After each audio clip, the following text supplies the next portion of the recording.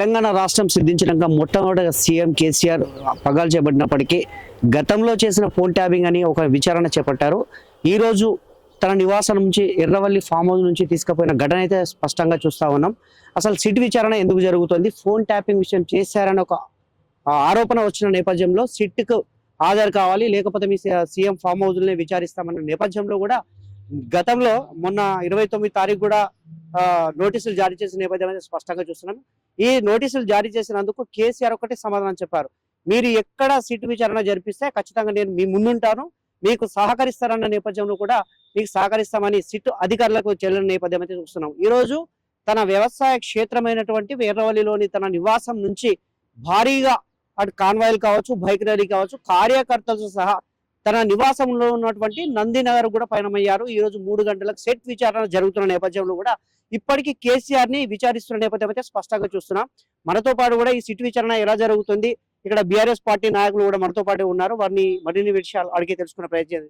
ఈరోజు రాష్ట్రంలో అధికారంలో ఉన్న కాంగ్రెస్ ప్రభుత్వం రేవంత్ రెడ్డి పరిపాలన చేతగాక తెలంగాణ సాధకులు, తెలంగాణను సాధించిన వ్యక్తులు కేసీఆర్ గారి పైన, హరీష్ రావు గారి పైన, కేటీఆర్ గారి పైన కక్షపూరితంగా చర్యలకు పాల్పడుతూ వారి యొక్క పరువును, ప్రతిష్టను, బీఆర్ఎస్ పార్టీ యొక్క పరువును దిగజార్చాలనే ఎంతో కొంత ఒక కుటిల బుద్ధితో ఇలాంటి సిట్ల పేరుతో ఒక కాలయాపన చేస్తూ ప్రజలకు ఇచ్చిన హామీలు చేతగాక ఇలాంటి పనులకు పాల్పడుతున్నాడు రేవంత్ రెడ్డి ఒకటే గుర్తుంచుకోవాలి, కేసీఆర్ గారన్నా బీఆర్ఎస్ పార్టీ అంటే నీ లెక్క తెలంగాణ ఉద్యమ సందర్భంలో ఆంధ్ర నాయకులకు అడుగులకు మడుగులొత్తిన నాయకులు కాదు వాళ్ళు. కేసీఆర్ గారు ఒక్క ఉద్యమంలో ఒక అడుగేస్తే ఆయన వెంబడి లక్షల మంది నడిచారు.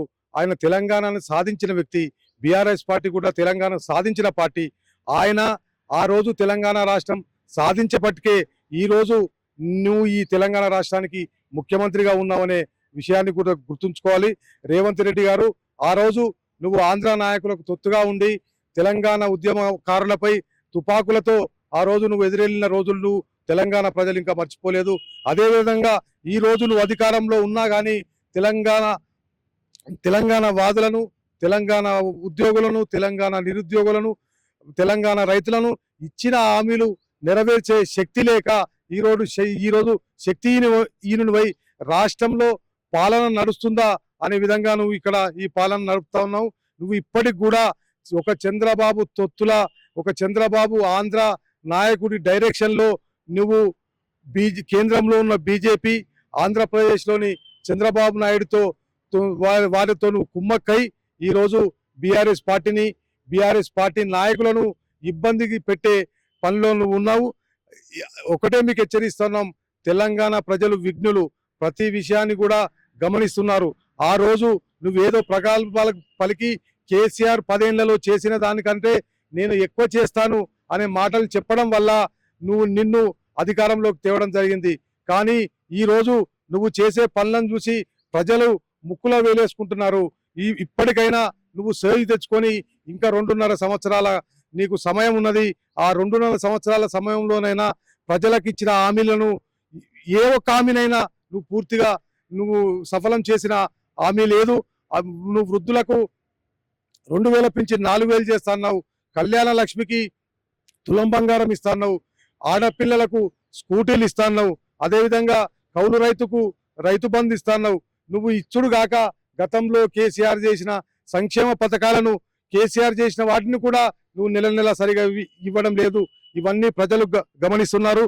ఇప్పుడు నువ్వు కేసీఆర్ గారు, కేటీఆర్ గారు, హరీష్ రావు గారు, బీఆర్ఎస్ పార్టీ ఏ నాయకులైనా సరే నువ్వు ఎలాంటి సిట్లు వేసినా నువ్వు కేసులు వేయడం, ఢిల్లీకి సూట్ కేసులు మోయడం తప్ప నువ్వు ఇంకో పని చేయడం లేదు. ఇక్కడ రాష్ట్రంలో ఇన్ని ఇబ్బందులు ఉంటాయి, కేవలం రైతులకు యూరియాను కూడా అందించలేని నీ పాలన చూసి ప్రజలు విస్తుపోతా ఉన్నారు. నీకు రాబోయే ఇప్పుడు మున్సిపల్ ఎన్నికలోనైనా ఎక్కడ ఏ ఎన్నిక జరిగినా ఇక నుంచి నీ వల్ల ఈ కాంగ్రెస్ పార్టీని తెలంగాణ రాష్ట్రంలో 20 సంవత్సరాల వరకు కూడా కాంగ్రెస్ అంటే చీ అనే విధంగా నువ్వు చేస్తా ఉన్నావు. ఇక గుర్తుంచుకో, నీ ఎప్పుడు అధికారం శాశ్వతం కాదు. కేసీఆర్ గారి లాంటి ఒక మహోన్నతమైన నాయకుడిని అనే అన్ని పదవులు త్యాగాలు చేసి ఆయన ఎన్నో త్యాగాలతో తెలంగాణ రాష్ట్రాన్ని సాధించిన తెలంగాణను 10 ఏళ్ళు ఒక స్వర్ణ పాలన అందించిన కేసీఆర్ గారి పైన నువ్వు కుట్రపూరితమైన వాతావరణాన్ని సృష్టించి తెలంగాణలో అలజడిని సృష్టిస్తాలని చూస్తా ఉన్నావు. ఇక నీ ఆటలు ఇక చెల్లవు.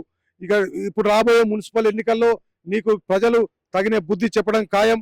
ఇకనైనా నువ్వు పద్ధతి మార్చుకోకపోతే నువ్వు 2 ఏళ్ల పాలనలోనే నువ్వు ప్రజలకు ఏం చేసినావో అంతా అర్థమైపోయింది. ఎక్కడి వెళ్ళినా నీ పేరు వెళ్తా ఉంది. అనవసరంగా నీకు ఓటేసిన కార్యకర్తలు కూడా ఎందుకు వేసామని బాధపడే పరిస్థితిలో ఉన్నారు.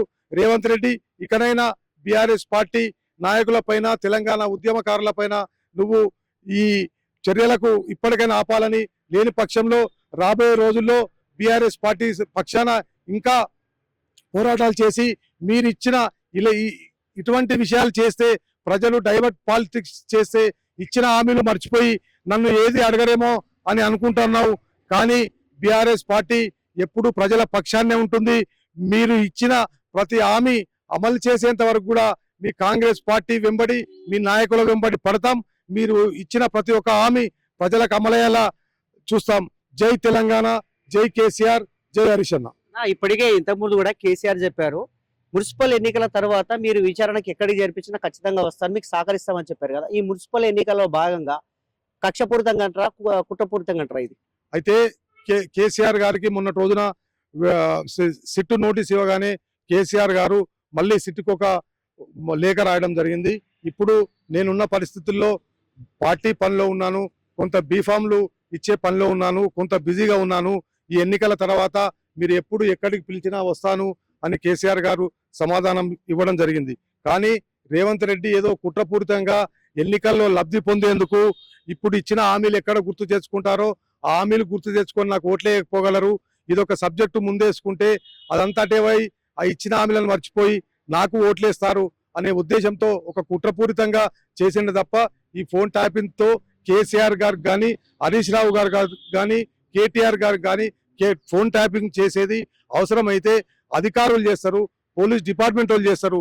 దానికి రాజకీయ నాయకులకు సంబంధం లేదు. ఇప్పుడు రేవంత్ రెడ్డి గిట్ట మరి వాళ్ళ మంత్రులు ఇంకెవరైనా తను చేస్తున్నాడు కాబట్టి గత పాలనలో కూడా వీళ్ళు చేయొచ్చు అనుకుంటారా? మాకు అర్థమైతలేదు. ఏది ఏమైనా ఇది కుట్రపూరితమైన రాజకీయమని, కావాలని రేవంత్ రెడ్డి గారు కేసీఆర్ గారిని ఇబ్బంది పెడుతున్నారని ప్రజలందరూ అనుకుంటా ఉన్నారు.